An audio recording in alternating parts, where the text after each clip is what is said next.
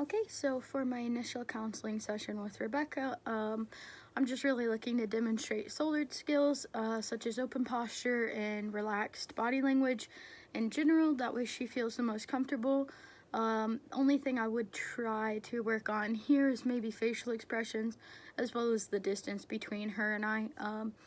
We didn't really have much choice as far as recording stuff, so that's the only reason we were a little bit closer than normal. In the session, we go through some of the disclosure agreement information and review a couple of other things, as well as trying to identify her goals and ideas that she would like to work on and anticipate collaboration on during the following counseling sessions. I think overall, this should be doable.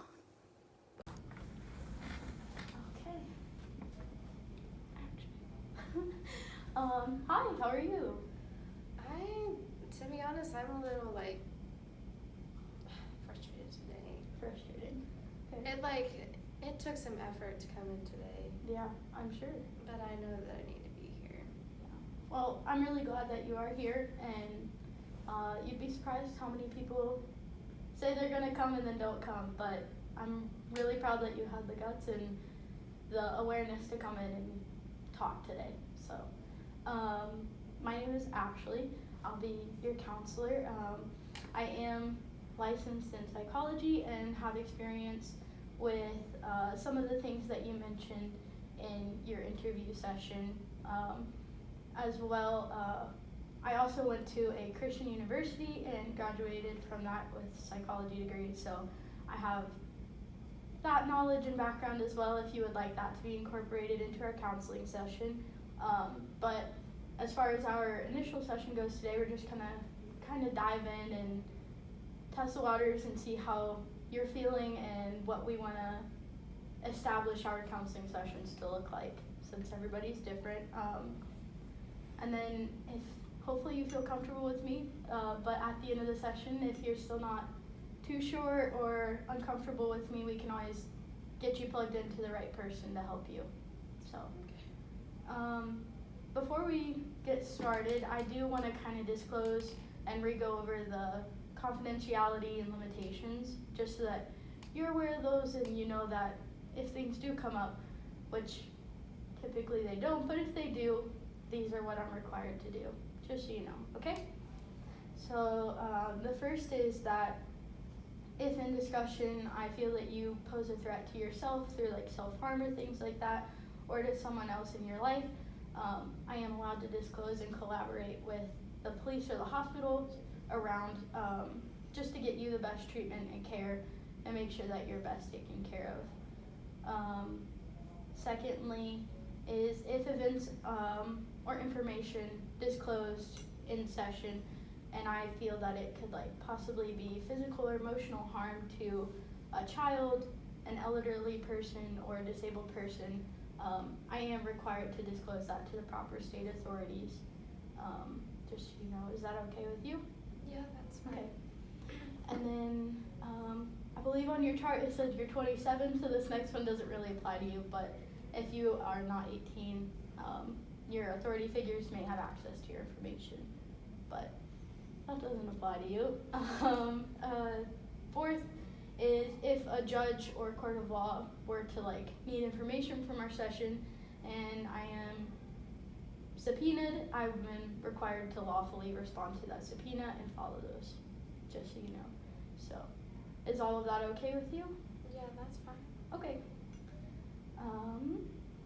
Then let's go ahead and look at just kind of what you want our sessions to look like and your goals for therapy, because it is your time and it's your money, and I just want to make sure you're getting the most out of it and feeling like we are working towards a common goal. So do you have any goals or expectations of me and what you want our sessions to look like? Well, just with the situation that's been going on, I just have found myself really just frustrated or ticked off at things that I wouldn't have normally gotten ticked off about. Mm-hmm. I mean, little things just get me angry these days, and I've tried to find ways to, better handle that, to where I'm not, lashing out as quick, and I just keep feeling like I'm failing, and I just keep lashing out at my husband, at my family members, and I know that's not healthy, and I do feel guilty at the same time for the way I'm acting, which is why I realize I just need some professional help. I am a Christian too, and I've been trying to take, scripture and things, but I have a hard time applying that sometimes. It's like, yes, God tells me, these things, but then I also just have trouble too, like, when it actually comes down to it, where I have a choice to either lash out or stay calm and respond a different way, I lash out. Yeah. And I struggle, and it just puts a burden on my relationship with my husband and other people around me, and I don't know what's wrong with me at this point. Just getting so angry all the time, and just have this like festered anger that's like coming out at the people I love and care about when they don't even do anything wrong. And I think that's so tough because anger is such a tricky thing to work through. And just so you know, like when I am typing, I'm just taking quick notes so I can come back and visit it. But I think you said you mentioned something about like not feeling normal, I believe is what you said. Is that right? Well, I just don't feel like,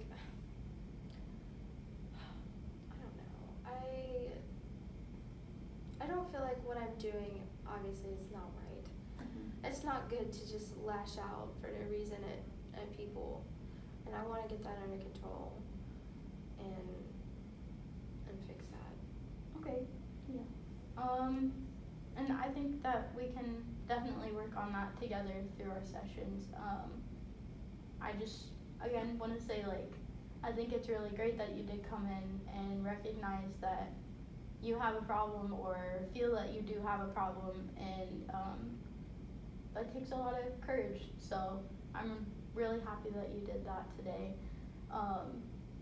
As far as like us working through that festered anger and that aggression like pent up inside you that you tend to let loose on your families and those close to you, do you want to just like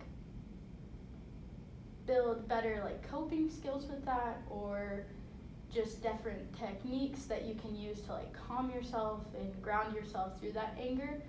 And if you do want to do those, like what do you anticipate for me? Like, do you want it to be kind of you come in and unload everything that happened that week and then we go from there, or do you want us to just like have kind of set goals where we build those techniques? I think almost kind of a little bit of both. Like I feel like I would almost be better if someone was telling me what to do. Okay. And also giving me, like better biblical advice, and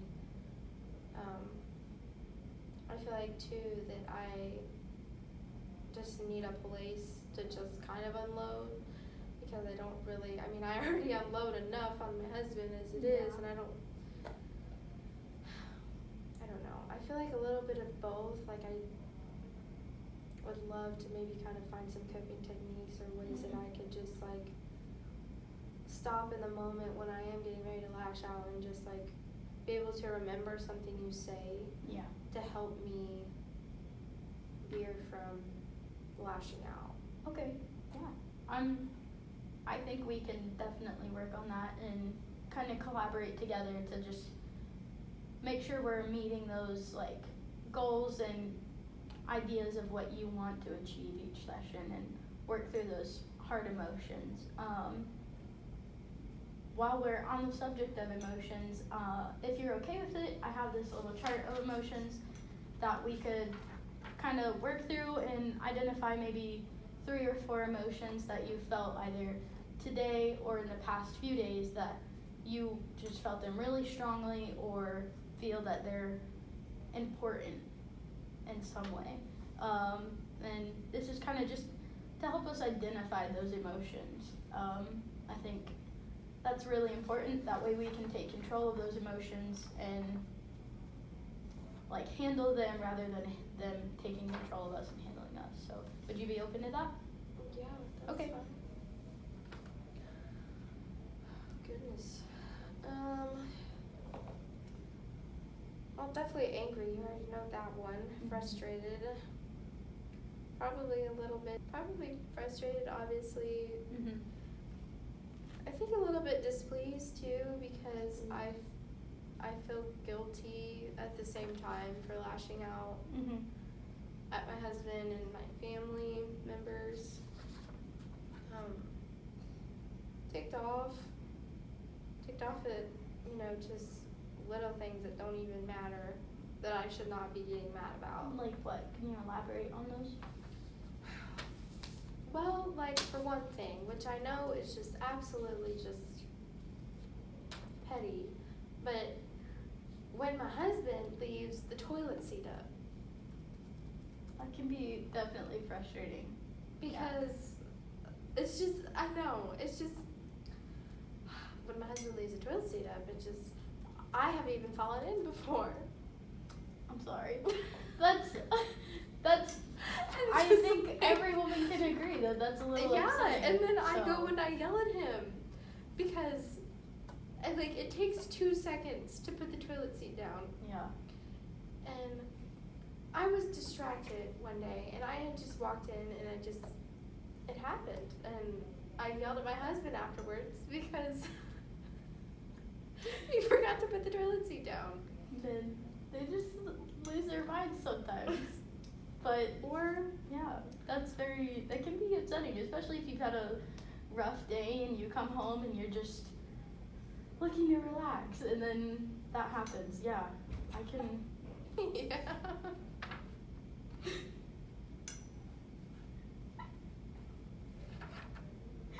How about I'm sorry. You're good.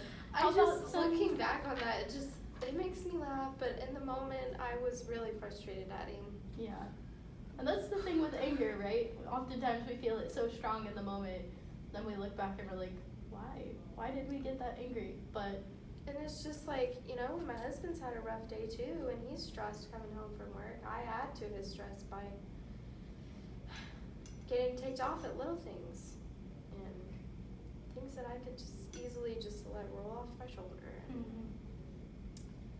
hopefully we'll be able to build up some techniques to help with that. How about identifying some emotions? Have you felt any like happiness or sadness within like the past couple of days?